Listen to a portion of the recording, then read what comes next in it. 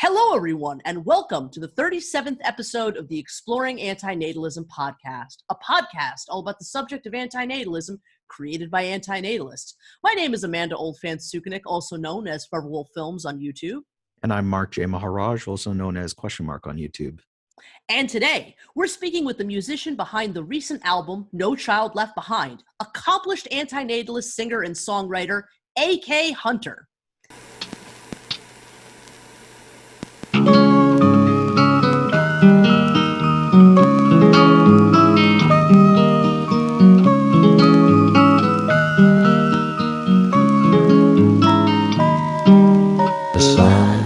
Is a demon in the sky, shining light, giving rise to life.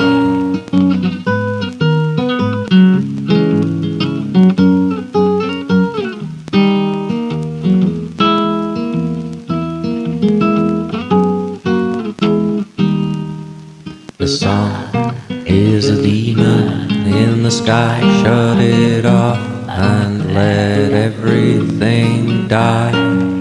Leave this land barren and alive, 'cause the sun is a demon in the sky. So, welcome to the Exploring Antinatalism Podcast, Ash. Hey, how you doing? Pretty good. Pleasure to have you here. Let me start out by just asking a basic question about yourself. Who is A.K. Hunter? Ash Kenneth Hunter from the northwest of England, and I'm a musician and artist, I guess, of sorts, and an anti-natalist. Yeah, I mean Ash, that's production.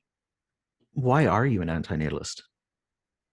I suppose I come from a very depressive realist kind of place, and through that kind of rationale of the world, I've ended up at antinatalism and the various areas around it, you know. So why am I an antinatalist? I don't know. I can explain how I came to it, and I don't know, because it's my beliefs, but I came to it through reading philosophy, looking online, reading Turan and Ligotti before I'd even heard of anti-natalism, and that was, so through them and through online circles, the word started to appear more, so I started to look into it more. So were you looking into like philosophical pessimism? I'd say so, yeah. Hmm.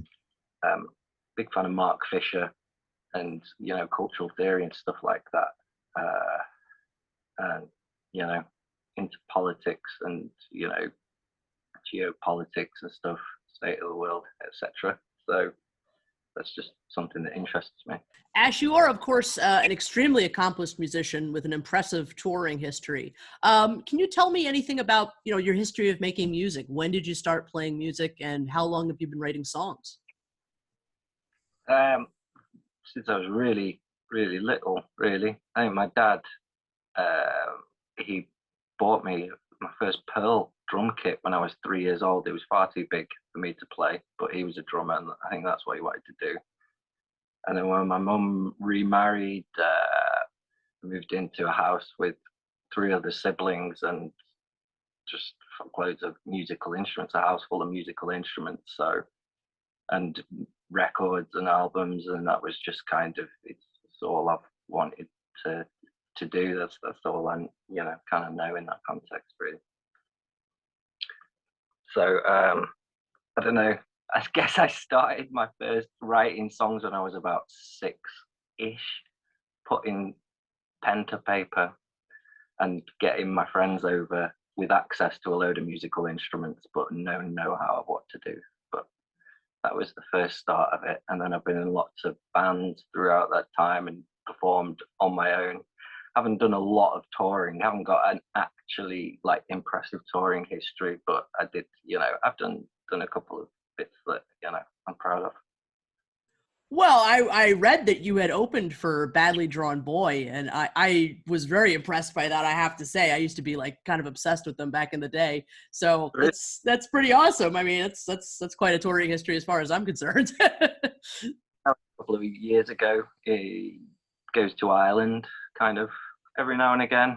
So got to join him on that. It was really, and that was a big thing for me because I kind of grew up on his music, and that was like a childhood dream kind of coming true, which was cool. So definitely. Yeah, that's amazing. When that happened. Yeah, absolutely. How many and what instruments do you play? I know you play the guitar, but do you play other instruments as well? I mainly play guitar and harmonica, I suppose, are the main things that I play. But I can play basic drums, various speeds, but I'm no good at fills or anything like that. And then, kind of just have a blast at anything. I think if it makes a noise, like, you can play it kind of. Yeah. Yeah, I can play the tin whistle player, but I'm not going to join the Pogues anytime soon, kind of thing. Yeah, I hear you. Well, it doesn't surprise me, actually, that you come from a musical background, a musical family. What have been your biggest musical influences? So, a lot of like early folk, well, not early, like the folk revivalists, so guitarists like Bert Jansch, Davy Graham, kind of finger picking guitar players. Kind of like people like Badly Drawn Boy, Beck, Money Mark. He was one of the like lo-fi pioneers, I think. The music from like video games, like Final Fantasy VII soundtrack, Ocarina of Time soundtrack. Traditional country music, Hank Williams and Wayne Train, and and like more recent, especially on like No Child Left Behind, like there's quite a bit of, I suppose, more black metal influences in there as well. Yeah. On like vocals and tone, if you will. So yeah, really broad spectrum. Well, I don't know, on the guitar side of things, yeah, that kind of stuff, I suppose. But I like everything from hard industrial dance music to onkyo minimalist like music concrete or whatever. So everything, there's something good in everything. So yeah. Yeah, definitely. Really nice mix of stuff. What is it about antinatalism that you've found so artistically inspiring? It's a very untapped resource of inspiration, and I think Absolutely. when we obviously as an artist you're always trying to find something new and different, and it's interesting when those philosophies kind of come, a philosophy, and then you're going to go, oh, I could write some tunes about this kind of thing as well. It's the philosophy and the ideas that comes first, and then like, holy shit, nobody's really written a great deal about this kind of thing or done it, maybe in the way that I want to do it. So I think it's real open season, for all artists, but also that it's obviously, it's something that I care about, and it was something that I could easily put my passion into. It's writing lyrics is the hardest thing to do for me, and so that No Child Left Behind EP was one that was one of the easier ones. I think I probably wrote about 12 sets of lyrics for that and whittled it down to 6. So that's good. That it was fun to do. That was a big part of it. It was fun. That was part of it. That was inspiring. Yeah, it's a great album. Putting the message out there, of course. Also having an activist-ish slant on it. Not just waffling about love or something. I hear you. Yeah. Well, I mean, in my opinion, it's a stunning piece of antinatalist activism. And yeah, I agree with you completely, of course. I mean, it is an incredibly untapped world of creativity in antinatalism. And so it is sort of this playground for artistic minds, no doubt. Well, you talked a little bit about this already, but when do you think was the first time you heard the word antinatalism? First time I heard it was a video by Sisyphus55, or whether that's just Sisyphus. It was something like 5 most negative or pessimistic philosophies or something. Oh, I remember that. Yeah. I remember that. Spooky philosophies, I think it was. Philosophy, something like that. Yeah. And I remember when I heard it, I remember exactly hearing it when I was looking out the window in the living room. And to be honest, when the first time I heard it, at first, or his very short description of it was just kind of like, whoa, that sounds pretty hardcore, man. But obviously I was kind of on that path by looking down these philosophical avenues, and I think it is really about,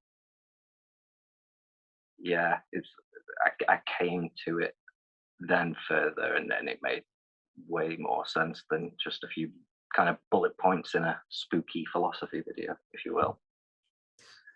What do you feel are the strongest arguments for antinatalism now that you've explored the topic from various angles? I think obviously it varies upon the individual that you're talking to, but obviously, sometimes you're addressing not just an individual when you're on the internet, for instance. I mean, the big ones for me are it's kind of creating a want without a need. I really like the kind of the Martian argument's a strong one for me. You can point to Mars and say, do we mourn the non-existence of the Martians? That was something that stuck with me personally. The consent one, I'm not wild about. I get it, I understand it, but I don't know how easily it lands with someone at first kind of, if that's the first argument you're going to use. I think that one's particularly jarring for people. But it's a weird one because I suppose I haven't been super challenged on it a lot, so I kind of muddle through it on various topics with people that I've spoken about it with. I'm not the greatest speaker. I get quite shaky and anxious when challenged. I don't know. I'm a wuss. I guess there's a couple of ways of looking at the question that I posed there about what's the strongest arguments for being effective at communicating antinatalism versus what you personally think are strong. So I was trying to get at what do you personally find the strongest, not what would be more convincing for everybody else. What do I personally find? Yeah, you personally. So it would be that Martian one, right? Right. Okay. Yeah. Well, I think that just the basic thing is, if I was never here, I wouldn't exist. Therefore, I wouldn't have anything to care about. So therefore, that also applies to other sentient beings. So therefore, non-existence is, I don't know, you could say it's preferential, you could say it's non-consequential, and I quite like that. So the non-existence argument, the asymmetry, I suppose, to me, is a strong one, maybe depending on how you word it to whoever. Yeah. What are your strongest anti-natalist influences? Do you read any anti-natalist books, watch anti-natalist videos? How do you engage with the anti-natalist community? I like to buy the magazine. Got every copy of the magazine. I think that's a really great way of kind of, that's a good, I don't know, it's nice kind of solid way to read through it. I like the magazine. I read I do have a bunch of books, pardon me. Amanda, you were actually in the Anti-natalist magazine, right? Again, Issue sorry? number 2, yes. Yeah. Yes. Issue number 2, got the interview with Amanda in there with pictures of her on telly and such. Ken Coates, and I've got, I've forgotten her name again. Terrible. Sarah Perry? Sarah Perry's The History of oh no, not Grave. I don't have that one. Katerina. Katerina Lochmoniva. That's the one. The History of Antinatalism. Yeah. So I like to dip in, and I do like Turan. The kind of, I haven't read any Schopenhauer, but I do find characters like Mainlander and fuck. I'm sorry, my head's been. What attracts you to Turan? Turan. Yeah. It was his kind of bite-sized quote. I mean, I have what's it called? Fuck, man. My head's drawing a blank. Sorry, The Trouble with Being Born. I've got The Trouble with Being Born, and it was interesting because there was like little sayings in there that I'd kind of thought about, and he put them into words for me. For instance, that was something that of his work that I appreciated. And how about when it comes to anti-natalist videos or Yeah, I mean, I watched, I like watching the round tables, I'm subscribed to plenty of people in the gang, keep up with your videos, Mark, keep up with Amanda's videos. Glynos shows his face, and basically whenever anti-natalism kind of pops up, what interests me is when it shows up in the non-anti-natalist circles, if you will, or if there's so that really interests me, especially that when seeing how the wider world responds to it, and that's like, I love that stuff, because some people, it helps with, I think, best way to communicate with people, and that's something. And how do you engage with the anti-natalist community? Like, some people use Reddit, some people are more of a Discord kind of thing, and some people like to do response videos. Just some examples. Curious how you like to engage with the community. So I'm not. I started out a lot more engaging on Reddit and Discord. I am on Discord, but I left Reddit because, and I am on some of the Facebook groups as well. But it depends. There's a crossover between the very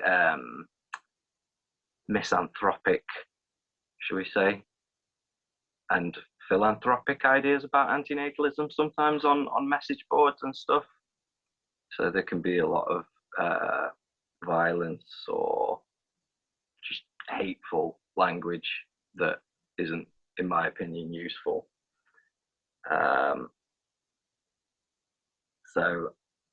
But I'm not a huge social media guy anyway, really.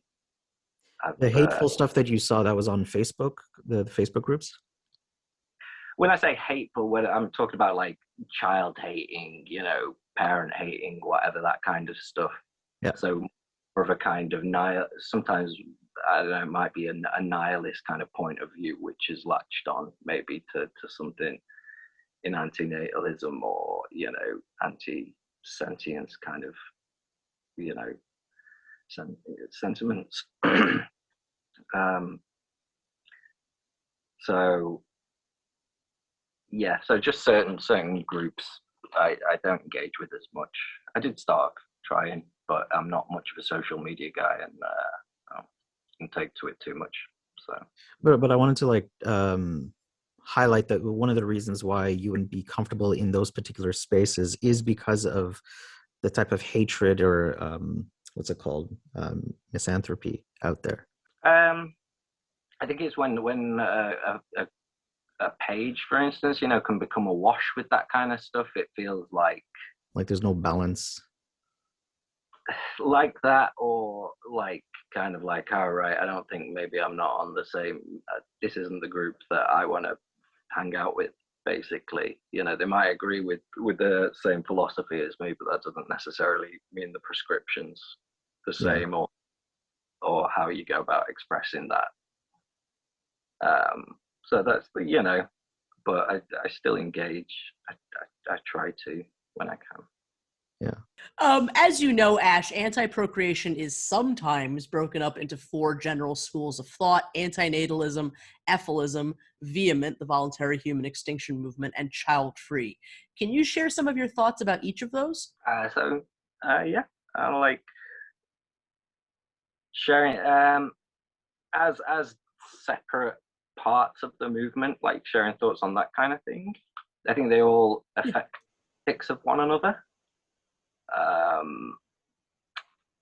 So, I mean, obviously, I think you can be child-free without knowing what child-free is or any of the others. Yeah. Vehemence, an interesting one. There, I mean, I am, and relating to ephilism, I do agree with the kind of Bennettarian anti-natalist, sentiment of, applying it to all sentience. So I do agree that existence is not a good thing. It just depends how what the prescription is really to how we go about that. So I do consider myself an anti-natalist because, and rather than ethicalist or vehement or anything like that, primarily, much like how maybe it could be an anarchist, utopianist kind of thing. But I'm a social democrat for the time being because I feel that's the best next step towards it, and the most kind of palatable step, So it depends on prescriptions of each thing. I think violence will always be met with resistance. So any kind of suggestions of violence or anything, I think, are unhelpful. I suppose that's my thoughts on that. But yeah, it's very much so. Yeah, I think antinatalism is the first step, and we need to spread the word of that. And if and then it's for future generations to, I believe, democratically work out among them what will, there will be future generations, I suppose, even if we're down and down and down. So I think it's a very futuristic problem or issue to face, although it's great to discuss it, absolutely. I don't think that discussing process or anything like that it's fine. Have fun talking about it, but if we think that humans ought to do this as fast as possible, then I think the fastest possible way would be, unfortunately, probably quite slowly, but it would start with antinatalism. I do believe. Do you talk about this in your personal life with your friends and family? A bit. I have friends that describe themselves as anti-natalist. I have friends that have had children that I've convinced, for the time being, not to have children. I have friends that agree with my beliefs and think that they're perfectly, entitled to my beliefs, but are still trying for children or whatever. And with parents and family and stuff, I've kind of let them know, and I think I let them know before I even heard of antinatalism that I'm sorry, there's ain't gonna be no grandchildren. And, What's the reaction like? Well, I guess because they've known me so long, it's kind of like, right, well, if Ash says that's the case, then, he's gonna do what he's gonna do. So they're pretty, they're always good with me. Parents, I'm 34 years old. I can whistle Dixie. So I explain it to them at the same time. I don't need to go into deep philosophical explanations of why I should or shouldn't, and they accept it. Yeah. It's fine. Yeah, there's no beef. Okay. Good. I'm glad to hear that. Yeah. How does your anti-natalism intersect with other social and ethical issues, such as atheism, veganism, or the right to die, or anything else that might be related? So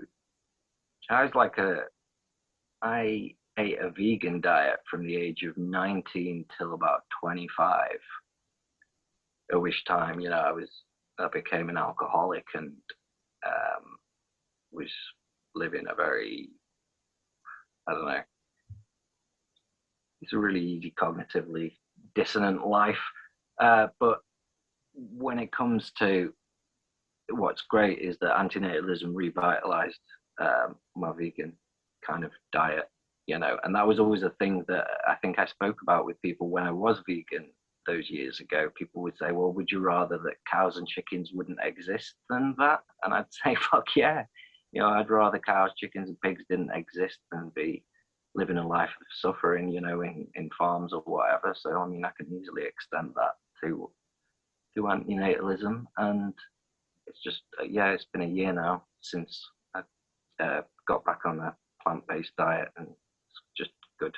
Much, I fucking well prefer it. And compared to like 14 years ago or 10 years ago or something, like, there's so much more available now, and it's actually I've heard of the word, and so makes it a bit easier to knock around, Atheism, I don't think that religion has to have a huge bearing on antinatalism necessarily. But I'm an atheist. How about the right to die? Yeah, in a well-regulated sense, I suppose, these things need working in. I don't know a whole load about it, but for instance, I did have a friend once who was kind of 18, and during her depressive kind of time, she would talk, oh, if I could I'm going to go to Switzerland and legally end my life. And now she doesn't want to do that. Would it have been better for her to legally end her life in Switzerland? I don't know, but so there's checks and balances. What are your views on physician-assisted suicide? Again, it's not something that I've looked into like a whole load. Okay. So I presented every argument, so I don't just want to kind of spout something off the top of my head. Well, I don't want to debate you, but I was just curious, like, No. what are your what are your views on it? What are your feelings on it? It's like, intuitively, are you 100% against it, kind of thing, or okay exploring it with some caveats and some guidelines? Or Absolutely happy to explore it. Yeah, 100%. Yeah. Okay. Again, if we're talking, obviously I'm 100% in favor of euthanasia, if that's the correct one. If you're terminally ill or whatever, I'm not. The laws aren't fantastic in this country around that kind of stuff. And it's physician-assisted suicide. Is this regardless of terminal physical illness? Could be, could not be. It depends.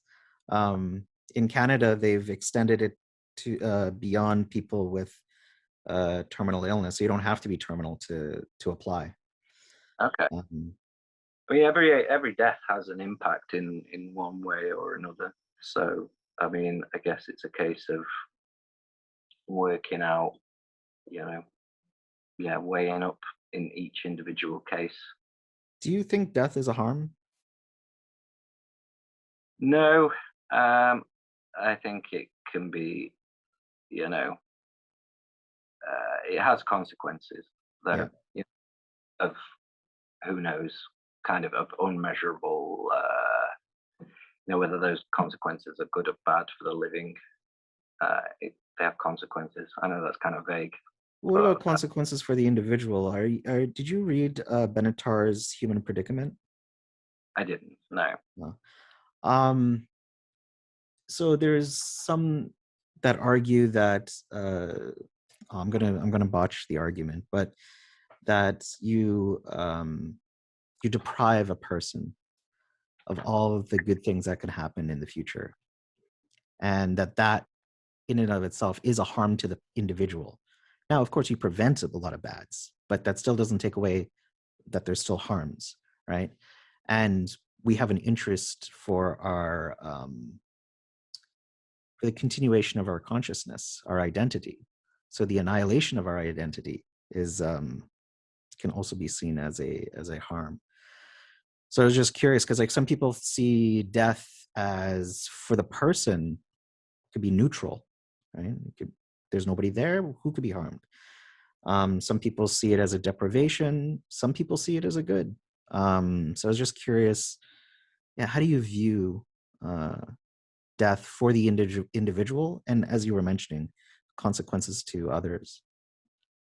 For the individual, like, sadly to say or whatever, like personally, if I die, my belief is that I don't care because I haven't got the facility to care, the faculty to care. So my death is of zero consequence to me, if you will. Does that make sense? Yep. It sounds like Epicurean, yeah. So yeah, that's how I feel about death on a personal level. But obviously, I don't walk into the road with my eyes closed because there are people that care about me, and I do care about them, and meaning and value or whatever comes from existence, I suppose. So I hold on to my existence, as most of us try to, I suppose. Would antinatalism intersect, because you mentioned Mark Fisher as well, would there be a type of intersection between his analysis and antinatalism? Well, I think me and Amanda, we recently were looking at a blog post from Mark Fisher's K-Punk site. I think it was, didn't it predate Benatar? His post called Natal. Yeah, it wasn't quite anti-natalism, but I think it was in 2004, if I'm not mistaken. So yeah, good period of time before Benatar. I think he talks about one of his things that he mentions is, immigration could solve that, which sorry, anyway, I digress. With regards to how it relates to Mark Fisher, I think he kind of had a very pessimistic view of where the world was going. So I suppose really it linked on from his cultural critique and, the direction that we were headed in. So any kind of people, Chomsky, for instance, they paint far too strong a picture of a bad future for me. So I guess that's a big part of how people like Fisher, a lot of depressive realism in there, I think. Thanks. Yeah, it's a shame that his anti-natalism was essentially censored too when they, compiled his work. So it was, right, they didn't include it in the K-Punk book. He did make a lot of posts, but yeah, at the same time, I disagree with him about certain things because the next post from the anti-natal one is talking about how, cannabis is for deadheads kind of thing, and I'm a pot smoker. Yeah. Yeah. So, Ash, the first time I ever heard about you, I do believe, was April 24th, 2020, when you released your entry into my contest, the 6th annual Why Are You an Anti-natalist contest. I can't believe that that's a little over a year ago. It seems like so long ago. What made you decide to make a video for the contest that year? Well, it was this kind of around the start of the whole COVID, well, starting the UK of the COVID pandemic anyway, Yeah. when we take it seriously. And I'd got into kind of streaming and video making and stuff, happened around that time, doing stuff for the label that I work with. And when I kind of found the competition, and I don't know, I just thought this is it was the first community that I'd seen that I felt like, oh, I can engage in this and feel comfortable engaging in it. And because it was kind of small, it felt like a welcoming place, I guess, so I felt like I could express my views online for the first time and just feel pretty solid about them. I mean, there's a million veganism videos out there, there's a million anti-natalism videos out there, but or there's 1,000 or something. Yeah. There's a lot, but it was, I just, I guess I felt like for the first time, I wanted to be part of a community. So that's something that I hadn't done before. I could just sat at the sidelines or whatever, but thought cool to get involved because I got loads of ideas and stuff. Made the little, it's on my phone, which I'm using at the moment, but the patches and stuff. So I was just glad to be, do something. Really, to be honest. It sounds like a bit like vanity wise or whatever, but it was, I think having a community that you feel comfortable in does help progress ideas and, create discussion. Hey. Yes, absolutely. Well, I'm glad it made you feel that way. Yeah, that you did absolutely donate some patches to that year's contest, and I want to thank you again for that. And I'll be announcing the contest for this year very, very soon. So thank you again for your submission.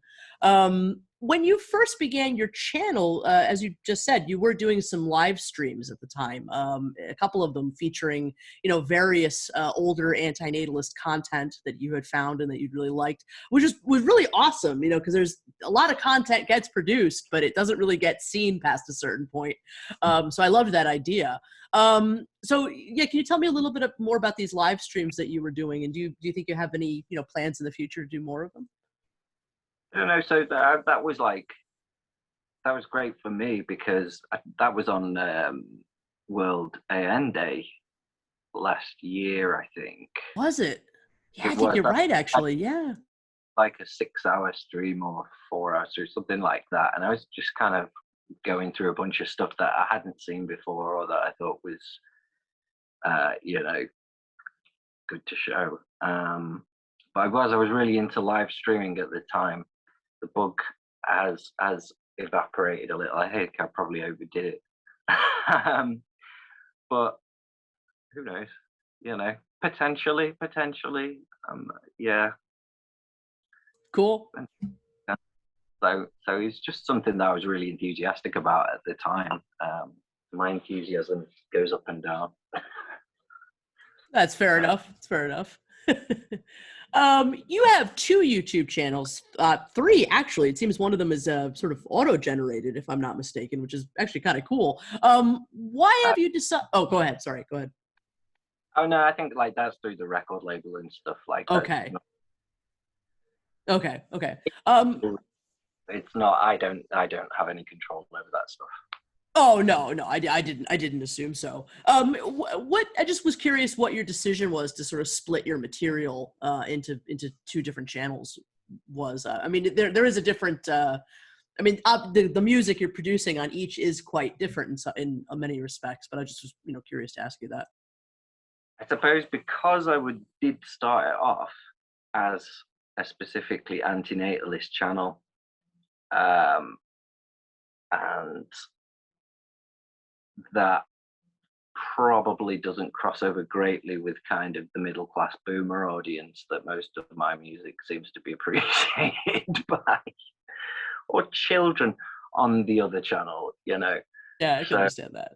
I kept them separate, and then I decided to start doing the music, because I think I originally called the channel like Anti-natalism or something like that, and then I changed it to AK Hunter, because I started doing the music thing. Yeah. Or so I kept them separate, and interesting, you know, I mean, to be fair, like my Anti-natalism channel's got a lot more subscribers than my other one. Yeah. You know, I don't have millions, but I have hundreds, but so but bringing them together at some point, I definitely think I will be able to, you know, because a lot of the people that I showed, for instance, the video The Sun of, you know, The Sun, most people, all the anti-natalist stuff goes completely over their heads anyway. They're just like, oh, cool, little, Yeah. you know, whatever. So I think unless you're really looking at it, paying attention to it close, then yeah, I haven't received any kind of, you think it's okay to, you don't think procreation's moral kind of thing, you know. I haven't received that from anyone on the non-anti-natalist side yet, so I don't know. It's a slow, it's all marketing. I hear you. Well, no, I mean, it makes sense. I'm glad you haven't had pushback. That's good. So now, Ash, I'd love to talk to you in more detail about your various musical projects, all of your various albums. Your sound has a number of different eras, and you're quite brilliant at weaving in and out of different styles. That's one of the many things that I find so impressive about your work, and it's been a true pleasure doing the research for this episode and getting to sample, you know, all the work that you've done. You've got so many different albums and just so many different flavors of what you produce. So wanted to ask you a little bit first off about Diary of a Caretaker, which, if I'm not mistaken, is from 2010. Really loved this album. I know some of the content kind of ended up on later albums, but yeah, what was it that inspired this album, and was this technically your first album? I think it was I suppose it was my first acoustic album that I'd done purely, like, you know, vocals, full length songs, stuff like that. But I was a caretaker at a cinema. That's why it's called Diary of a Caretaker. And I pretty much wrote most of those songs just whilst, you know, humming to myself and recording little notes into my Sony Ericsson, and go home and kind of transpose it onto guitar or whatever. So, but yeah, just drinking, smoking, living the rural life, small town life, you know. Yeah. And kind of trying to put words to something. But I think it was because I'd written a song, the first track on that album. Someone was like, "Oh wow, this actually sounds like real music, Ash. Sounds like something people would buy." So kind of cracked on with it, and good stuff, you know, kind of came from working through that, you know. Yeah. It was, as well, it was fun, you know. Wrote most of that just kind of sat at a window looking out over the local main street. So yeah, I recorded it at home. Yeah, I love that. The whole album has a great feel to it. Were you already playing live quite a lot by this point? Yeah, I've been playing live since I used to play like parties and kids' parties, like when I was a kid, not when I was older. Yeah. And then, yeah, I'd played open mic nights, gigs, all sorts. I'd also been in a band. We had a record out on some independent record label. So I'd been, you know, playing a lot with the band, performed live. So a long time, yeah, before then. Yeah. You were already quite seasoned by that point, for sure. Is it around this point that you started to that you got signed by Moulin Rouge Records? It was a few years later. I, you know, again, like I was drifting drinking far too much and ended up in Australia for a bit.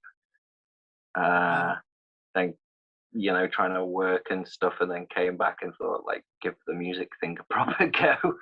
And fun, like, Badly Drawn Boy was spotted in my local town. Turns out he was out celebrating the birthday of his producer, and so I was hanging out with them, and eventually just kind of bumped into him again in town, the producer Colin, and said, "Oh, can I give you a CD?" And he happened to be looking for artists at the time, and he liked it. So just kind of one of those lucky things. But it was just like, if I hadn't stopped and caught that bloke, like he was when I caught him, it was his leaving party to move up to Scotland, you know. So if I hadn't decided to stop him, then it would have been different. So those little right place, right time jobbies. Exactly. Perfect place, perfect time.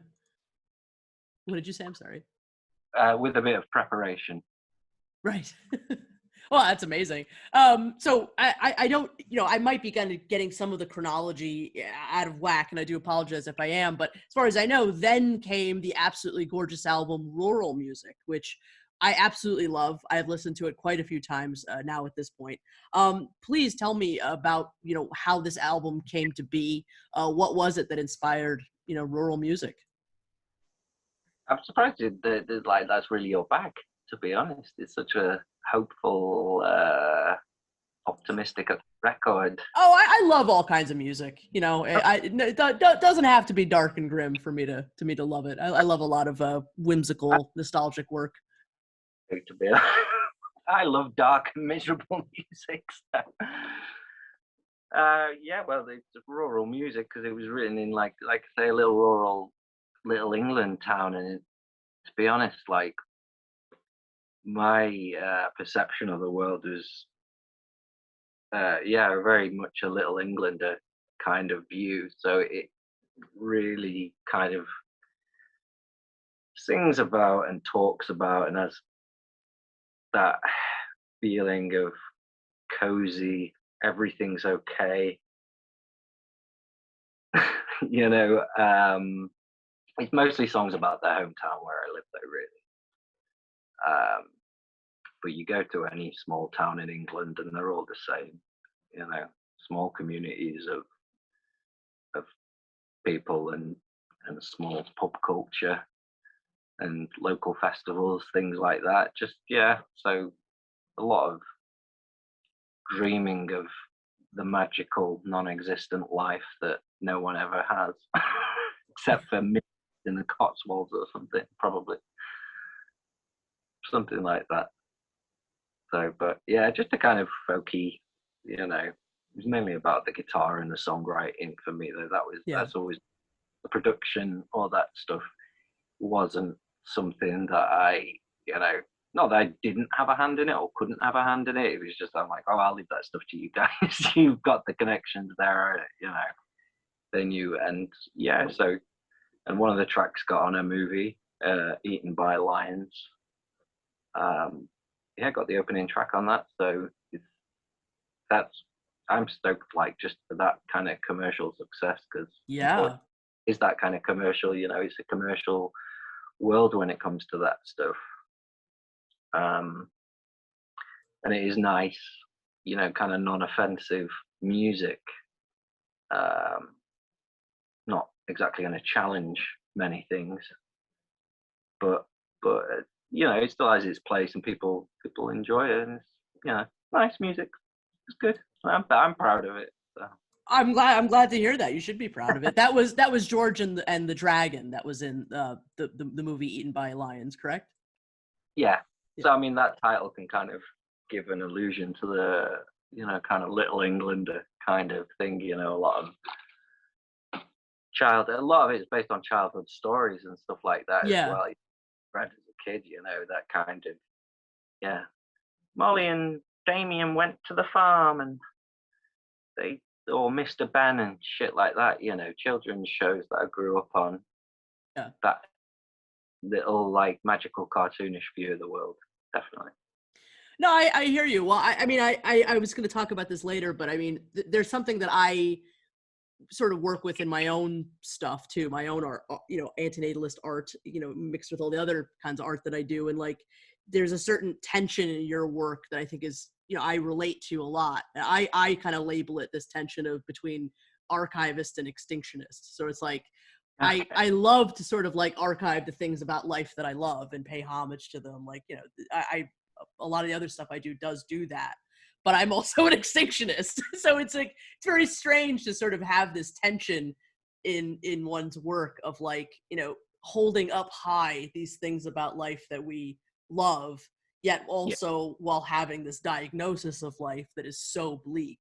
So I've always sort of, having seen like a much wider spectrum of your work now, it's something that I kind of can identify with in my own practice.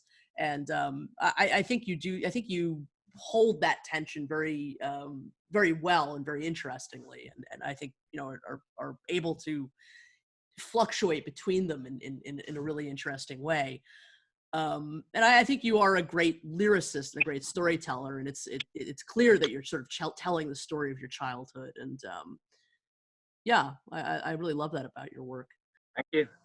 Yeah, I think it's also very present in Haunts as well, right? It's sort of like all this nostalgia, this whimsy, this love of England. It's a love letter, really. A lot of I think both of those albums is that a fair assessment to the things that you love? They are, but also like there was kind of the miniature jive on kind of capitalist culture as well. Sure. I suppose I was watching. The main thing that led to that EP is I was obsessed with Dan Bell. He does a series called the Dead Mall series on YouTube. So I think I spent about a year watching those and kind of compiling my feelings but yeah, that in a way that's more of an Americana sort of nostalgia. There's a song about The Shining on there, bowling, and then obviously like the song 100 Years, of course, talks about the last line is, will we even be here in 100 years? So I was already kind of thinking very in that kind of long-term way, not just as well. That was where I was starting to think about more things like that. What was aside from the obvious success of like having a song included in the film and everything, what's been the general response to that album, and what's some of the other pieces of attention that it's received? When it's had attention, people, the people that are into that kind of stuff like it, but it's such a saturated market. It's a very competitive market. There's a lot of people doing that kind of thing. And I think what I do in that field is more interesting personally than what a lot of people are doing out there, but that's my opinion. So the response, very tiny but positive. Okay, yeah. 7 years, but I'm not. It's there, and that's the thing. I made it. It's there. It's done to me. What comes of it in the future is. Right. I'm not a marketer. I'm not a businessman. I hear you. I know you're meant to be like that these days, but I'm not. It's a hard coat to wear. I don't wear it so easily myself. Yeah. Absolutely. I mean, I'm not a classical musician, so I don't write classical music. So I'm not a businessman, so I'm not going to do business work. But I'm a guitarist. I'll do that. And you do that very well. I wanted to point out the song Grand England had a music video, which was totally hand-drawn by you. Beautiful music video. Had you ever done animation previous to this? I mean, I was so elated to find it because, of course, I saw The Sun, and then I was like, oh, no, he has done something like this sort of before. So, yeah, do you like to animate? Is that something that you want to do more of? I think it's wicked. It's great fun. And I really love the technology that's available now. I think the first time I had a go at animation was when I was about 10 years old, and I used like a Sony Handycam, like record stop kind of thing. It was like Wallace and Gromit was really popular. I don't know whether you heard. Yeah, definitely.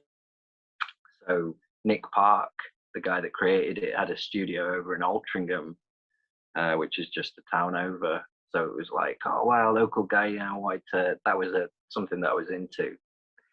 But no, and then this animatic, the idea of doing an animatic came up. Like I thought it was kind of a fun way to introduce yourself to it. Yeah, I think. But yeah, technology is just so wicked now. Like it's amazing, and that's what's fun coming into making videos or animations or anything like that. Because I remember when I first wanted to do animation, me and my dad went around Manchester, old shops looking for old cine cameras. Then you'd have to look for old film, and then you'd have to send it off developed. And like, if I had to do that, the sum would have taken me years because I fucked it up that many times. But you can see you're fucking it up at least. So yeah, I think it's brilliant, and yeah, really good fun. I just wish I'd made it bigger. It's so tiny. Well, I sat on the rocks and I watched the sky, and the gulls cried out as they flew by. I lay in the shade while the sun was high and listened to the sound of the rolling tide.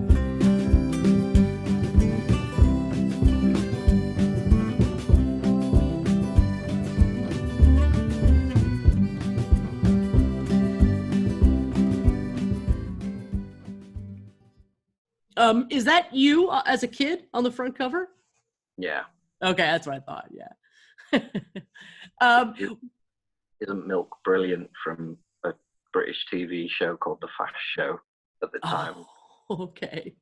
All White House and a bunch of others. Yeah. Okay. Where's the best place to find this album? At the minute, it seems like it's only available on that, one channel. Are there places where people can buy the album? Are there any physical copies available? Yeah, it's available on Spotify. We're talking about Rural Music and Haunts. Rural Music, yeah, and Haunts, and yeah. They're on Spotify and iTunes and all that stuff. Okay. And then, there's my nest egg of goddamn how many fucking Rural Music CDs sat outside on the landing. So call me anytime. Yeah, I'll buy one. You got it. Absolutely. I'd love to have one. All right. Well, let's talk a little bit about Nature of Hell, which is, as far as I'm aware, was your next musical project, a totally different tone to rural music, much darker. I think in some respects is sort of a halfway point, kind of, to rural music and the content that I was first introduced to you as. So you, as far as I know, I think you produced 3 albums with Nature of Hell. Anthropocene, am I pronouncing that right? Yeah, that's my poor translation of Anthropocene. Oh, Anthropocene. Okay, yeah. Okay, I got you. Beneath and Chasm, and you also produced at least one music video for this project, Blood Red Rug. Absolutely love some of the similarities between that video and The Sun, which, starting the record player, getting the coffee. I love that. Yeah.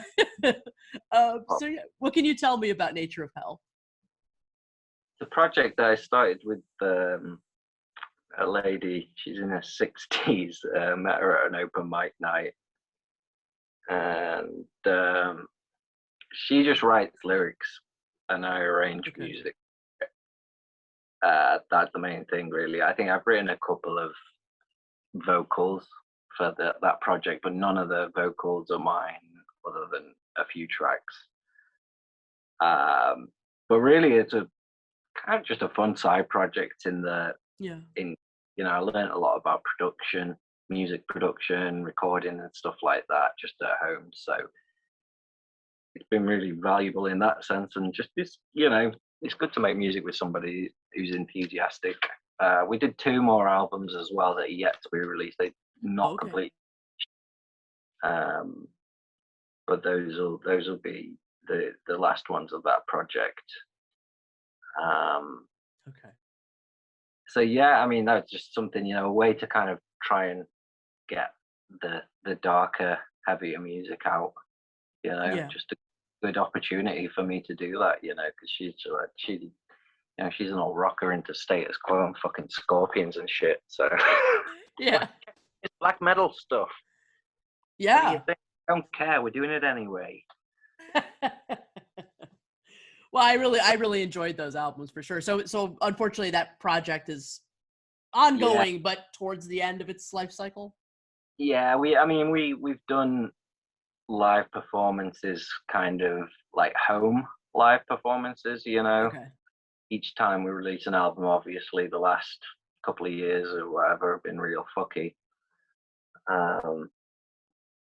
But yeah, not really something that perform live either. It's hard to perform live really because there's only the two of us and I'm playing like 6 or 7 instruments on each song. So Yeah, we're a way to do that, and it, sometimes, but it's fun putting together our little shows, with friends and stuff. So just good fun, and that's the main part of it, really. That's awesome. Wow, I mean, it seems like it's been a very fruitful, collaboration while it's going on. No, we got absolutely a lot of work done, indeed. Yeah, I love it. Is Nature of Hell also sort of your own personal, I don't know what word to attach to it, label, or like I've noticed some of your other content, you're like a Nature of Hell production or something of that nature. I like the term. I came up with the name and I like it. So yeah, it sounds good. Use that as another thing, like, sounds good. So yeah, no, I'm not like an official production company or anything like that, or a publishing company.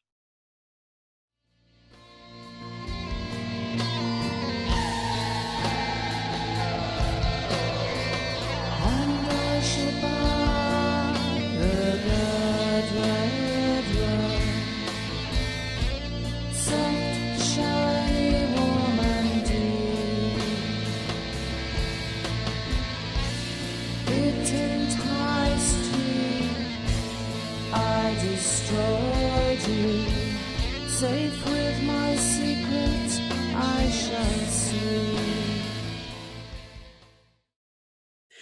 Well, before we go on to discuss some of the AK Hunter material, the material that was later on the other album, can you tell me a little bit about Soaking with Paul? Because I really loved both of those albums, but I'm just curious about those. Yeah, that's my favorite work. Really?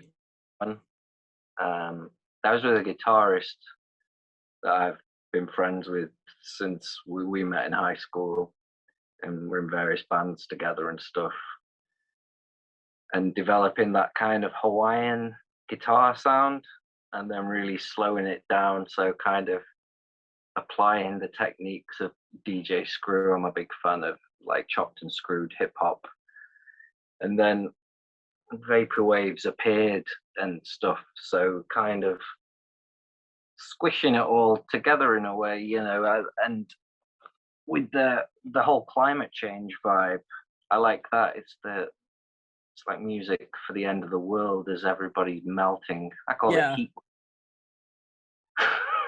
or melt music. So yeah, I love Hawaiian music. I love all that kind of pedal steel, slide guitar, anything like that. And then when that sound is melted and yeah, I don't know. I really like that, and yeah, so I'm glad you mentioned it. Yeah. So melt wave as opposed to vaporwave. Then is it wave? What? Sorry, say again.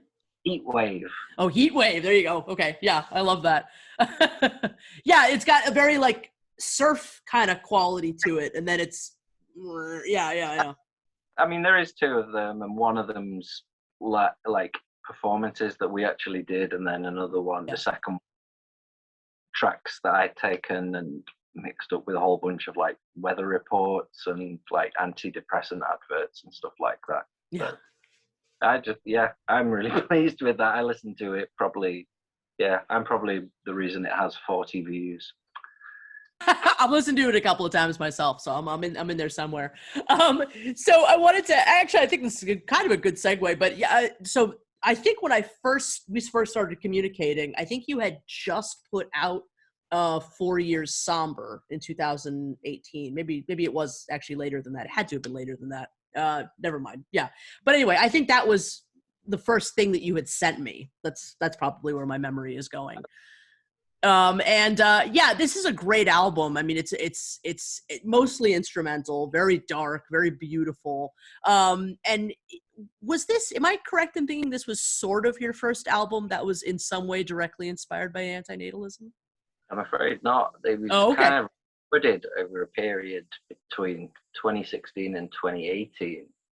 You know, there's a very depressive tone to it, which was something that I started expressing more around that time.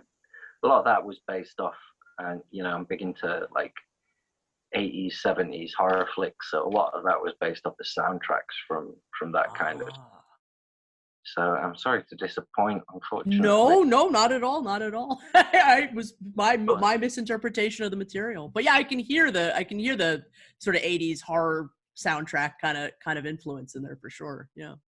Yeah, that's. I mean, some people have taken it and taken their own antinatal, you know, musings from it because it's on an antinatalist channel, and that's great. You know, I mean, obviously, a song about suicide in there. You know, so. What have people done with it? Have people used it in various places, or? I know that one chap he wrote a short story and put a link to it, you know, kind of saying, "Oh, this track inspired this short antinatalist writing." You know, so that was nice. Yeah, that's awesome. So yeah, not like piles of letters through the door, but. Well, it's a great album. There'll be a link to it below, and yeah, everybody should go check that out. So let's talk a little bit about No Child Left Behind, which was your latest album released just last year, 2020, a full-on antinatalist album, I think it's safe to say, for this one. It's quite an achievement, 8 gorgeous tracks, all inspired by antinatalism. When did you first start working on this album, and what was the primary, you know, catalyst inspiration for this particular one? I think when I started working on it,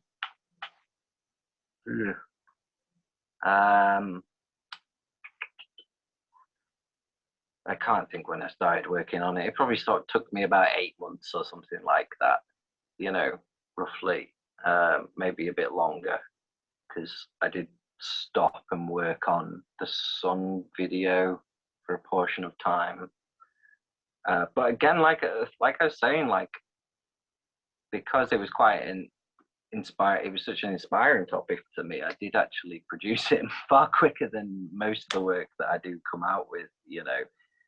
I'm hoping that certain parts of it weren't rushed, but you know, I'm pleased with it. I'm happy with, you know, putting it out there, and as well, I produced it myself, so it's nice to have a response. You know, I had a great response. I'm pleased. I'm glad to hear that. As I've told you before, my favorite song on the album is "I Forgive You." Just fantastic lyrics. And I find your approach to antinatalism very warm. This song is a great example of that. I think you aren't, you know, hateful in any of your music or lyrics. You're sort of trying to find a resolution, this kind of resolution between parent and child, this understanding, this compassion. And it speaks to this idea that I'm always thinking about it a lot, where, like, you know, I think antinatalism is going to be sort of a fixture of the modern family moving forward as this idea, you know, grows and spreads more. It's going to have to become something that people in families talk about and have to, you know, still be a family at the end of the day, you know, if that's possible. Sorry, go ahead. Or in China right now, where they just introduced the 3-child policy. Yeah. I was reading about that earlier today, yeah. But most people still stick to 2 anyway, or 1, or even none. So, yeah. That's okay, but sorry, I digressed. No, it's okay. It's okay. But yeah, I really appreciate that. I think it's a style, it's an attitude, it's an engagement with non-antinatalists. I think that's going to be very important. I think that song is just sort of a piece of that kind of attitude that I think is valuable. So is there anything else you can tell me about that song, or what directly inspired it? Well, it's talking about that kind of stuff. It's non-suffering, isn't it? So it's the reduction of a reduction of suffering, I think, can really come through understanding. So when we, you know, do talk about that kind of stuff, I mean, like, I don't blame the poor for being poor kind of thing. So I'm not so, we're all victims of society in one way or another, and unless we're enlightened to information, then I suppose it's that kind of attitude. Yeah, I'm just a bleeding heart lefty. Okay, yeah. Wanted to ask a little bit about Mouse Poem. It was my great honor to have my horrible accordion playing included in this track. It's really a deeply disturbing track that really, stands in stark contrast to a lot of your older work, especially because it's a darker vision of your childhood as opposed to sort of something like rural music, which is a much lighter, impression of your childhood, particularly in how it describes some of your early, traumatic experiences with animal suffering. Can you tell me a little bit about this piece? Well, yeah, I mean, interesting that you say that it's different from rural music, because there's a song called The Motorway on rural music, which is about riding. My dad, he was a driver, wagon driver, and he used to take chickens to battery farms. So the song The Motorway was originally about that. Obviously, I don't get into specifics on that, so it's more of an expansion on that. So it's like, this beautiful trip down the motorway and all the great memories that I have on that. And then the reality of it was, that we were going to a battery farm, and chucking the dead ones away. I can't believe what I was seeing. 6 years older, I cried my eyes out. But a titty, calendar or something in his cab, so he just told me to go and look at the tits. So that's probably developed, in some interesting way. But yeah, that was, I went and looked into a battery farm at age 6, and all I say was it was infinite death. Yeah. I obviously didn't draw the correlation between the food and all that when I was a kid, or it was just told to me that that's the way it is. Yeah. And you at the behest of adults' opinions and beliefs, of course, when you're a kid. So. Yeah, but that would. Yeah, I mean, I had a pet mouse, and gave birth to a litter and ate them all, and then scratched all the fur off and was bleeding and that. So my mum had to put it to sleep, but she was the euthanizer in our household, because she worked at a vet's at some point. So she's very familiar with animal death, or putting them out of their misery, as it was always put to me growing up. Yeah. And then the last little stanza talks about kind of homelessness. So yeah, again, my first trip to London as a kid, I didn't understand why there were people, and there was a lot of homeless people in London that time. I think Manchester's probably worse now. But, yeah, so just those facing those realities and then being told that's just the way it is. Basically, that's what that poem's about. Yeah, it's a really, really powerful track.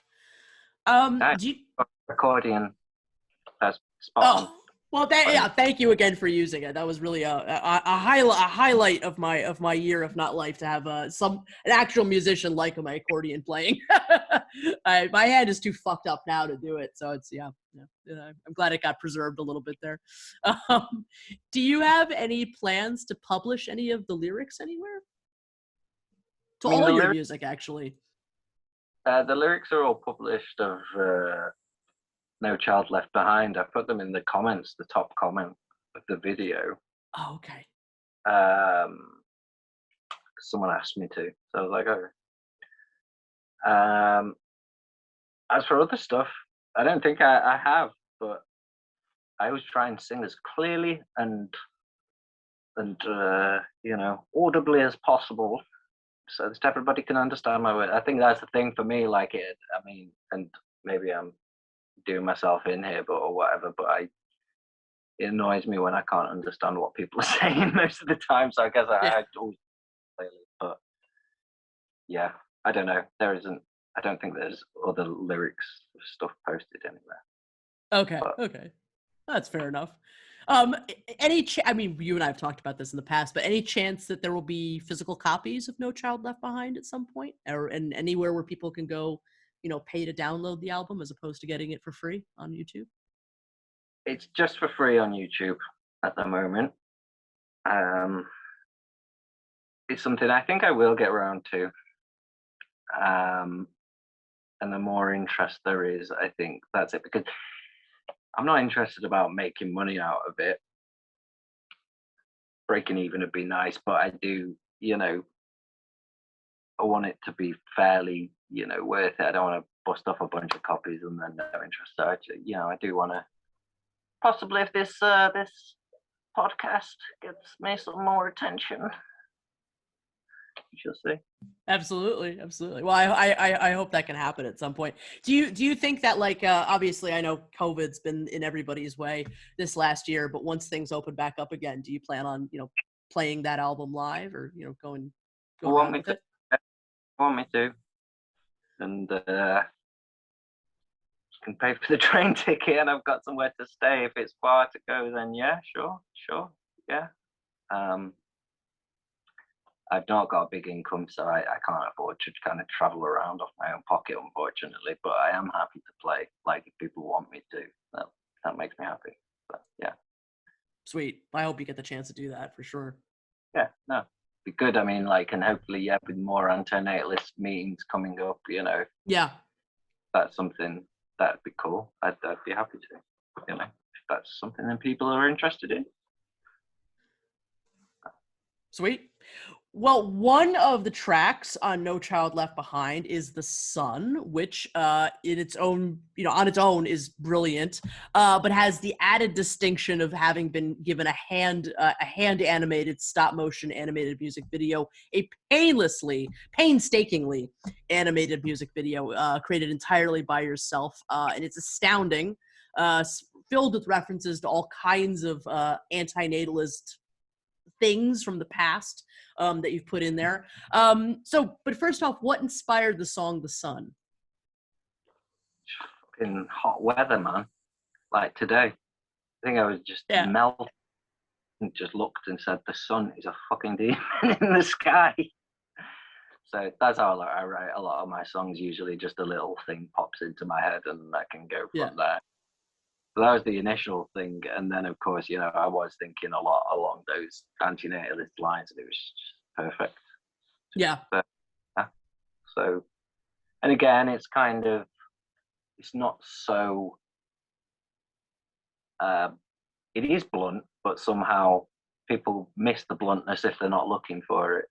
So it kind of works out. I don't know, or maybe that's just my perception. No, I think you're right. It's one of those pieces that kind of like, it's pretty explicit in what it's about, but at the same time, it has enough, like, I don't know, poetry is not quite the right word, but it kind of just has that ability to be perceived in other ways. Behind it. What did you say? Got a nice twinkly guitar behind it, so people go, ooh, twinkly guitar.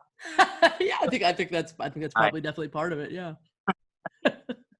How long did the video take to make? I think it was I think I said 6 months before, but about 4 months, bits of breaks. It was over the lockdown. And there were times where I needed help, and so, but yeah, probably 4 months-ish, something like that. Okay. And I've always wondered, how big was this set? And did any of it survive the creation of the video? It all survived. I still keep the bits if you want to see some of the bits. Yeah, definitely. Grab a couple of things here. So here's this is from the last shot, but as you can see, it's absolutely tiny. Yeah, it's so tiny. There he is. There he is. And it's beautiful. Yeah. I had to remake like the aperture for it because there was no proper aperture I could get big enough. Where's the camera? Oops, sorry. That's okay. So yeah. Yeah, he looks great. Already on that, and then some of the set here, you can see how kind of tiny that pack of Marlboros that he was Yeah. and I basically, took a bunch of those little flickering candles, and that's kind of, ripped the wiring out of them to make the lights and stuff. So awesome. Is it clay mostly, or what's it made out of? Clay and cardboard. Clay and cardboard. Okay. You've got your little magazines and records. Yeah, look at that. That's one of my favorite parts of the whole video is these little. Yeah, so there's magazine number 4, and there's Soaking with Paul, and little mini references. I like those kind of Easter eggs in stuff that I wanted to put a lot of that in there myself. I love it. Did you? So, again, I'd make it probably that big rather than that big. Probably twice as big. Yeah, that probably would have been a little easier on you, right? To have to manipulate. Yeah. But I've to be fair, I was in a really small space anyway. I've just got a little room here that I work from.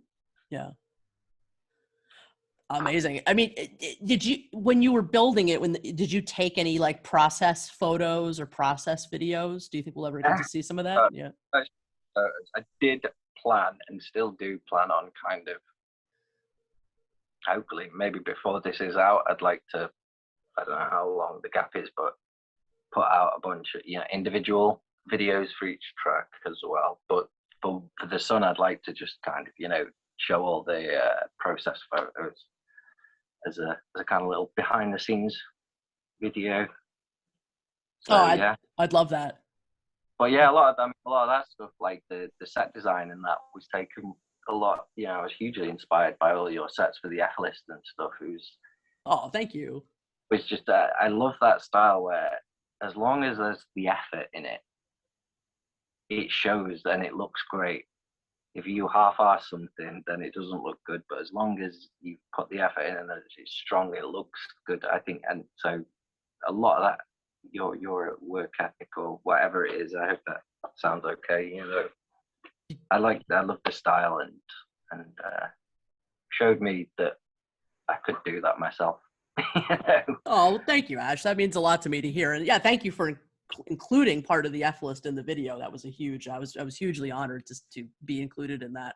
And yeah, I mean, I of course agree. I love that. I just love that sort of like that style of taking whatever's around you and just, not putting necessarily a lot of money into it or anything, just sort of getting it done and putting all the passion into it. And that's the best style for me. Yeah. Absolutely. Love and passion. Yeah, exactly. Just want to ask you a little bit about like kind of like what your thoughts are about this world that this character exists in. Like, obviously it's a room, but like in your mind, like what is the narrative there? Like, is he trapped there? And does the world, is he sort of in the midst of full on extinction and he's sort of all that's left, or what is the story behind it? So I think originally I wanted to animate it, but I just found it a bit too hard. He's the caretaker. He's the caretaker of the planet, kind of thing. So like your caretaker. So the idea was that when he enters the room, he takes off that mask and just reveals that he has no mask. Oh, okay. But I guess the no face is sort of similar to the mask that you wore. Yeah. But could just be received on different levels, kind of like, he watches the F-list and his whole world changes. So that kind of, it's about perception, or, it can be just about that, living in a dank, shitty, dark place, so it looks cool and I'd live there, but that just, who knows where he lives, but he's the caretaker. And F-lism is, or the film The F-list certainly has a very big impact on it. So yeah, I don't know. It was just a bunch of ideas that I really wanted to throw together, and I kind of made it up as I went along, to be honest. Which is probably fair enough. Animation. Yes. But I think I think I decided the ending halfway through making it. So I was lucky that I didn't have to reshoot loads of things like that. So, but I had a loose idea. No, I love that. I mean, I hadn't realized that there was, he's maybe sort of the janitor, like without the mask or something. That's an awesome idea. Like that's what he comes home to essentially. Yeah. Was an extension of that character in a sense. Absolutely. Yeah. Okay. That's awesome. Well, thank you, Ash. Thank you so much. And there's like a loss to what happens to him, and it's kind of sad in one sense, but he just seems so happy. I mean, he just goes to sleep, it's very peaceful. There's that lack of, it's all very dark, but there's none of that like misanthropy kind of to it. Like we were talking about before, you know? Very cool story. Yeah. If you will. Just a lot about peace and ending of suffering, really. That's just such a big thrust of antinatalism to me. Yeah, absolutely. Well, I highly encourage everybody to go watch The Sun and listen to all of your albums, but what? Oh, I was just sentiment to the audience. Do it. Yes, definitely go listen to No Child Left Behind. We just have just a few other sort of questions and comments about all the stuff that you've done. So I talked a little bit about the tension in your work and how much I sort of identify with that. I guess you spoke a little bit about this previously, but were people that are familiar with sort of your older work, were they a little bit taken aback by this, or it's pretty much flown under the radar, so to speak, as far as what's behind it, perhaps? I mean, people I know who know my music, and that's the main, where I hear feedback from. Yeah. They'll think it's wicked, I mean, I don't know, like, they're focusing on the topics, but they're happy to hear new music from me. I don't know, they like the kind of thing that I do. I haven't played it to people that say, very Puritan people that enjoy my music, for instance, certain family members and people. I think it might scare them a bit. So, but that's just a personal relation thing, kind of thing. I don't want to make my sister with 3 kids cry much. My life a bit easier. I hear you. Yeah. All right. Well, I just wanted to ask you some sort of more questions about antinatalist music. So like me, we've talked a little bit about previously, you and I, that you also collect antinatalist music. And just wanted to know what are some of your favorite pieces, of antinatalist music that have been produced other than your own so far. So when I say I've been collecting, I've been compiling it. I don't have a physical.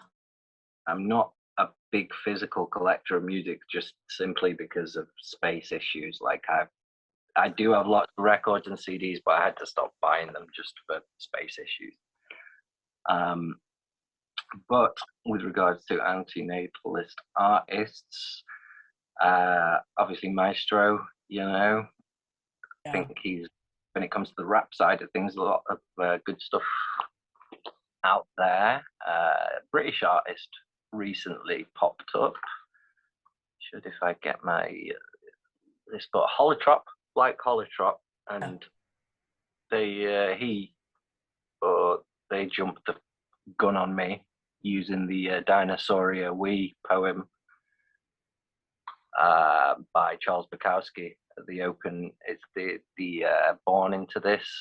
Oh yes, that was a beautiful track. Yeah, that's a poem. By Charles Bukowski. The only change I'd make would be Born Out of This. So yeah, I love that because I'm a fan of kind of ambient and sound art, things like that. Chris Corder, got some interesting stuff. Obviously, there's a plethora of black metal out there. Yeah. I'm a fan of, that kind of raw black metal and depressive, suicidal black metal, those kind of styles.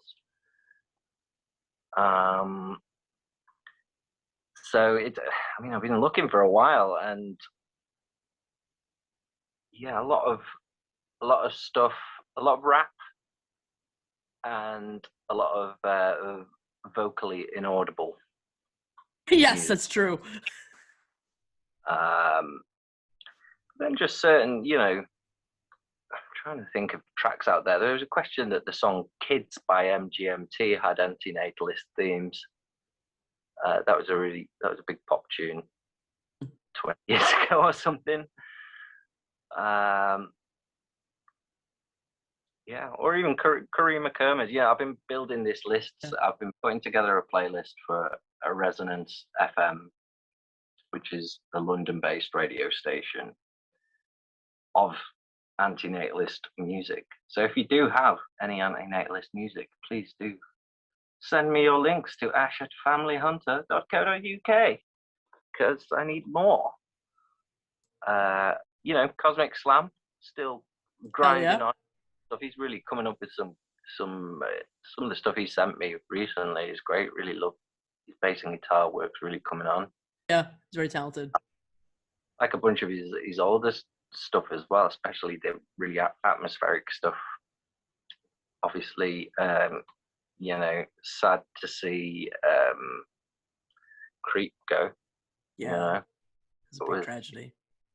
Somebody that I think could have really, had some potential, because the avant-garde kind of edges of hip hop and stuff and really experimental stuff is where it's going. So yeah, I don't know, maybe it'll leave a bit of a legacy there with something that he's done. But I liked it because how fucking challenging his music was. It was so in your face and that. Like, I don't think I'd ever heard anybody rap quite as heart on sleeve as that. As aggressively as he did. Yeah, absolutely. Yeah, it was a huge loss. Absolutely, man. So that's a shame. So yeah, just still looking out for stuff. I mean, there's the label. What's the black metal label? Extinctionist Records. Extinctionist Records. You did a video on. Mm-hmm. I like the stuff that they put out again, but the only, aside from a lot of track titles and stuff, there's a lot of, I like the sound of black metal, so anti-natalist black metal doesn't pique my interest any more than regular black metal, I suppose, when it comes to sound-wise or message, but that might just be to do with kind of how I consume black metal compared to others. So yeah. But yeah, I mean, Maestro, he's still got, I still think he's got some of the some of the real anthems. He was one of the guys that surely said a lot of that stuff first. My religion's misanthropy, first commandment, get a vasectomy. Sick. Yeah, he just, his stuff wasn't only great, but it was catchy. And I really just think, like, if he had stuck around, like, I just think he could have gone all the way with all of it. I just really think it was such it was great music. I miss him tremendously. Great guy. He just vanished, right? Just vanished, yeah, pretty much. Still alive, as far as we know, though, which is I do think he's still alive, but just doesn't want to be found. Maybe that'll change in the future. I don't know. We'll have to see. But yeah, I love that. I love, I was going to say the word collecting again, but compiling, I also do a lot of that. There's definitely some new stuff I'll have to send you, but I think that's great. I just, it surprises me that more people aren't, actively collecting and compiling this stuff, because there's so much good stuff out there now. Yeah. But I guess you got to know where to look for it. Yeah. Yeah. Well, there's, there's pretty big list of it on the A&I site, but on there, yeah. Do you have any thoughts on the future of antinatalism in art? Do you think that it will continue to influence and inspire artists of the future? Yeah, I don't see why not.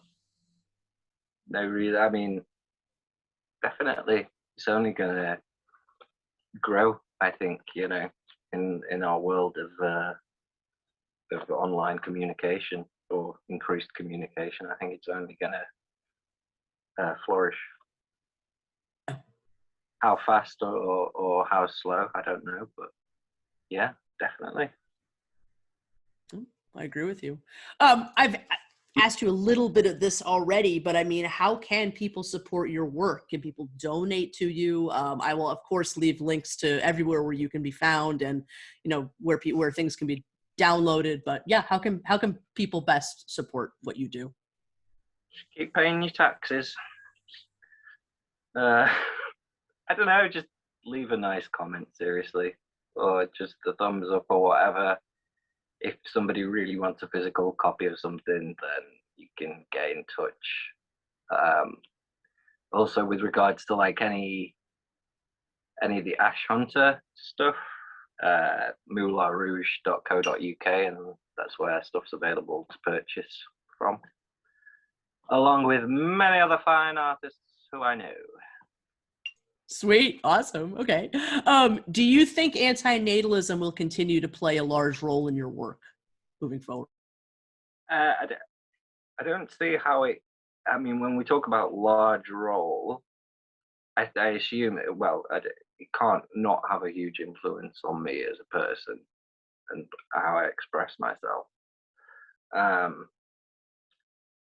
So there will definitely be certain things that not necessarily I explicitly talk about, but that I explicitly don't have in there. There's songs on my first record where I would say something like, I wish to live a humble life, a family with kids and wife. Well, for instance, I noticed that. So when I played that live, to be honest, since I wrote it, I've just said, when I played it live, I've said I wish to have a humble life with no family, kids or wife. Because I was like, why did I say that anyway? Well, it does speak to what you were saying about those albums earlier, that it's like this life that nobody gets to have kind of thing. It's that nostalgia for this impossibility kind of idea. So I get it. I totally get it from that perspective completely. So I think it'll definitely. I don't know how it couldn't kind of worm its way into my lyrics. I mean, I'm not the most explicit lyricist generally. Obviously that was what was fun about doing No Child Left Behind, because I could be a bit more explicit, whereas I don't know, who knows what I'll do next. I've just been making instrumental music recently, and that's something that I wanted to get back to, because sound is my favorite form of expression. I can express myself way better through sound than words. What do you think of the antinatalist community as it exists today? I think that the strongest voices are really positive ones, mostly in the anti-natalist community. I love Friendly Antinatalist. She's great. Mark, yourself. As the community, again, like I said earlier, I suppose it depends whether we're talking about a community or people who are hopping on message boards or Facebook groups to post throwing a baby off a cliff meme or something like that. I don't know. But what's good is it's the good stuff that seems to be shining through, as far as I can tell, and the response in mainstream media. There's been a bunch of Guardian articles, things like that, or even Lawrence, obviously, on Channel 4, or even, oh goodness, what's his name now? Social experimentalist? Danny Shine. Danny Shine, yeah. Even I don't agree with his methods, but I've seen the comments beneath that viral TikTok video, and a lot of them were really, understanding. Yeah. So I was totally surprised by that. So I think think the kids are into it, man. That's what Yeah. we need. Kids. Yeah, for sure. For sure. Okay. What do you think anti-natalists are doing right so far? And what do you think we're doing wrong? So, I mean, everything right, I suppose I think it's just the good stuff, the discussions, the kind of measured activisms and writings. The hardest stuff that I find to swallow is provocative stuff, maybe like Danny Shine, for instance. Again, like that's really appealing to some people. It's not for me necessarily, but right or wrong, that's to be seen, I guess. Or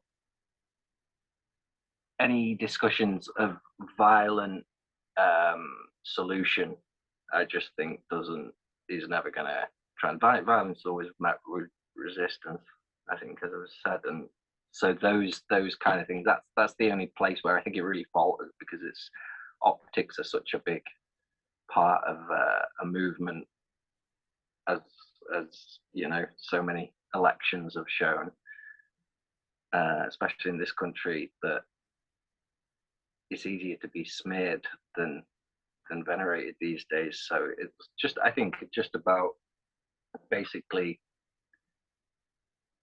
it's not a case that people are doing something wrong, but there are some things that are more helpful than others, I guess. Yeah. Who am I to judge necessarily? Oh, yeah. What, in your opinion, does the future of antinatalism look like? Bigger and better, baby. Yeah. So, like veganism was 10 years ago when people had never heard of it. I think it'll be something again that's just people are gonna get more interest in it. It does hit from a lot of angles, whether it is just child free, whether it's based on climate, or those kind of arguments, environmental arguments. Right now, at this point in time, I think it hits such a strong chord with a lot of people, because before I was anti-natalist, I was already saying, well, I wouldn't want to bring a child into this world anyway. What's so great about this world? And I think, popular culture seems to be filled with nihilism at the moment. So Yeah. Not that that's necessarily positive, but I think positive thought can come out of that with a more rationalized response or interpretation, if you will. So yeah, I think it's I think it's gonna speed up, like everything else. Moore's law. There you go. All right, Ash. Well, this has been excellent. I just wanted you to know that I wish you absolutely nothing but the best and the most success with everything that you do. And I love everything that you produce. I think you're so talented. And thank you so much for being our guest today on the Exploring Antinatalism podcast. It's been a pleasure. Thank you. Thank you. Thank you very much for having me. Ash has 3 YouTube channels, and you should subscribe to them all. You can also follow Ash on Facebook, moulinrouge.co.uk, and Spotify. Contact Ash for physical copies. Links to everything and more below. Thank you for listening to the Exploring Antinatalism Podcast. This has been Amanda Oldphan Sukenick and Mark J. Maharaj. You can find us on the YouTube channels Foreverwolffilms and Question Mark, respectively. Keep up with my daily anti-natalist news updates at Antinatal News on Twitter, now also a podcast. Please follow the Exploring Antinatalism Podcast on Facebook, Twitter, Instagram, and email us at exploringantinatalism@gmail.com. The podcast can be listened to on the YouTube channel Exploring Antinatalism Podcast, as well as Buzzsprout, Apple Podcasts, Google Podcasts, Stitcher, Spotify, SoundCloud, RSS feed, and so many other platforms. Our website, www.exploringantinatalism.com, was designed by the amazing Visions Noirs. Please visit Visions Noirs at www.bionoir.com and find more of his links to more of his work below. Logo art by the incredible Life Sucks. Please visit his YouTube channel and subscribe. And if you would like to perhaps purchase one of the new Exploring Antinatalism t-shirts by Life Sucks, visit his Etsy page at www.etsy.com/shop/LifeSucksPublishing. And also be sure to check out his brand new The ABCs of Anti-natalism coloring book. It is a phenomenal work that I'm sure you'll enjoy. And proudly announcing, our new theme music has been graciously provided by I Doubt It. I Doubt It is an alum of the Exploring Antinatalism podcast, so please listen to his episode 4, and visit and subscribe to his amazing YouTube channel. All the best, and bye for now.